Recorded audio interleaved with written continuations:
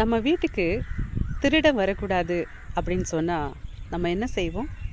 நம்ம வீட்டுக்கு திருடன் வராமல் இருக்கிறதுக்கு தாப்பால் போடுவோம், பூட்டு போடுவோம், கேட்டு போடுவோம்.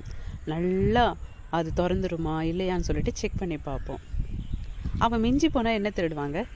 நகையை திருடுவான், பணத்தை திருடுவான், வீட்டில் இருக்கிற ஏதாவது ஒரு ஸ்பெஷலான இல்லை விசேஷித்த பொருளை அவன் திருடிட்டு போவான் இல்லையா?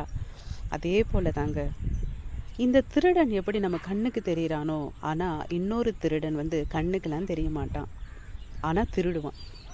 அவன் எதெல்லாம் திருடுவான் அப்படின்னு பார்த்தீங்கன்னா, நம்ம கிட்ட இருக்கிற சமாதானம், சந்தோஷம், ஆசீர்வாதம், பலன், ஆரோக்கியம் அப்படின்னு சொல்லிட்டு ஆண்டவர் நமக்கு என்னெல்லாம் ஒரு நன்மைகளை வைத்திருக்கிறாரோ அந்த நன்மை அத்தனையும் அவன் திருடுகிறான் என்று வசனம் சொல்லுகிறது.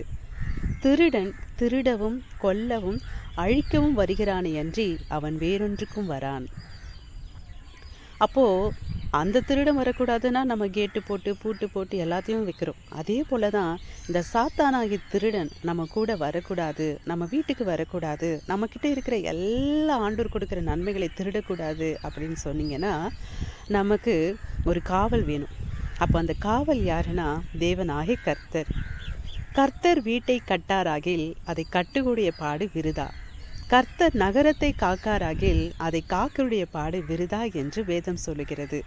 அதற்கு தாங்க நம்ம நகை பணம் போனால் கூட திருப்பிக்கலாம், ஆனால் நம்ம வீட்டில் இருக்கிற சமாதானம் சந்தோஷம் போயிடுச்சுன்னா நம்ம எப்படி திருப்ப முடியும்? அது அவராலே மட்டுமே முடியும். ஹல்லேலூயா.